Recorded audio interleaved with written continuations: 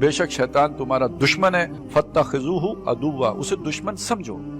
یہ بڑی نادانی کی بات ہے کہ ہم نے اسے ایک بڑا پیسیو قسم کا دشمن سمجھ لیا ہے کہ وہ جی بیٹھا ہوا ہے کہیں، اور کبھی اسے موقع مل لے تو وہ تھوتنی لگا کے ہمارے وسوسہ سا پیدا کر دیتا ہے، اور بس وسوسے سے زیادہ وہ کچھ نہیں کرتا۔ بھائی وہ اپنا پورا ایجنڈا پلان کرتا ہے، پھر اس کی تنفیذ کے لیے اس کا اپنا ایک پورا سول سروس کا نیٹ ورک ہے، اور دنیا میں انسانوں میں اس نے نیٹ ورک پورے بنائے ہوئے ہیں شیطانی دھندے چلانے والے، اور جو اس وقت تو اسی کے نیٹ ورک کی حکمرانی ہے۔ یہ جو حکمران ہمیں نظر آتے ہیں یہ تو اصل حکمران نہیں ہوتے۔ یہ تو آج تو خیر کہاں بات پہنچ چکی ہوگی۔ علامہ اقبال نے کس زمانے میں کہا تھا کہ اس کھیل میں تعین مراتب ہے ضروری، شاطر کی عنایت سے تو فرضی میں پیادہ، بیچارہ پیادہ تو ہے ایک مورا ناچیز، فرضی سے بھی ہے پوشیدہ شاطر کا ارادہ۔ تو اصل میں تو وہ نیٹ ورک، ایک بندہ بھیج دو آپ، وہ آ کے بیٹھ جائے کسی ملک کے اسٹیٹ بینک کے اوپر، اس کے مرکزی بینک کے اوپر، دو بھیج دو کسی اس کے طاقتور ادارے میں جا کے گھس جائیں، گھس بیٹھیے، اور اسی طرح دو چار اور دوسرے اداروں میں گھسا دو، ان کی آپس میں نیٹ ورکنگ کر دو،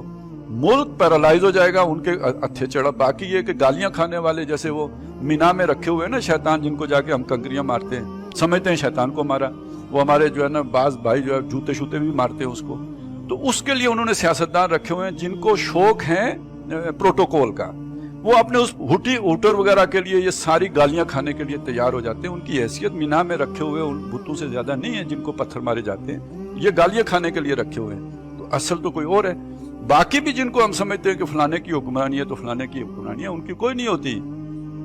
یہ عالمی نیٹ ورک ہوتے ہیں جن کی ہوتی ہے، وہ پتہ نہیں عالمی سے بھی اوپر کی کوئی شے ہو گئی ہوئی ہے۔ تو یہ سارا شیطان کو آپ نے کیا سمجھا ہے کہ وہ بالکل چپ کر کے بیٹھا ہے؟ جو اقبال نے تو جبریل اور شیطان کا مقابلہ کرا دیا کہ جبریل کو شیطان کہتا ہے یہ سارا ہنگامہ تو میں نے کھڑا کیا ہوا ہے، تو فقط اللہ اللہ اللہ ہے۔ تو اس دھوکے باز سے بچو، وہ تمہارا دشمن ہے، فاتخذوہ عدوا، اسے ایک طاقتور اور ایک بہت منصوبہ ساز اور ایک انتہائی چال باز دشمن کے طور پر سمجھو۔ انما یدعو حزبہ، اب دیکھیے اس کا حزب آ گیا نا، نیٹ ورک آ گیا اس کا گروہ تمہیں بلاتا ہے، پھانستا ہے، تمہیں راغب کرتا ہے، لیکونوا من اصحاب السعیر، تاکہ تم دوزخی ہو جاؤ۔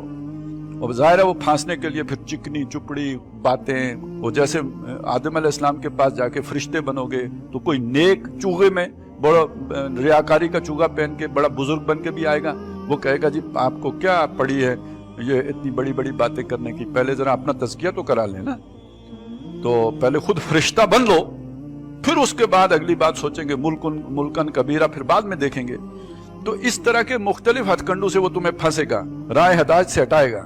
الذین کفروا لہم عذاب شدید، اور جو کافر ہو گئے اس کے پھندوں میں پڑھ کر ان کے لیے سخت عذاب ہے۔ والذین آمنوا وعملوا الصالحات، اور جو ایمان لائے جنہوں نے نیک اعمال کیے، لہم مغفرۃ واجر کبیر، ان کے لیے بخشش بھی ہے اور بڑا اجر بھی ہے۔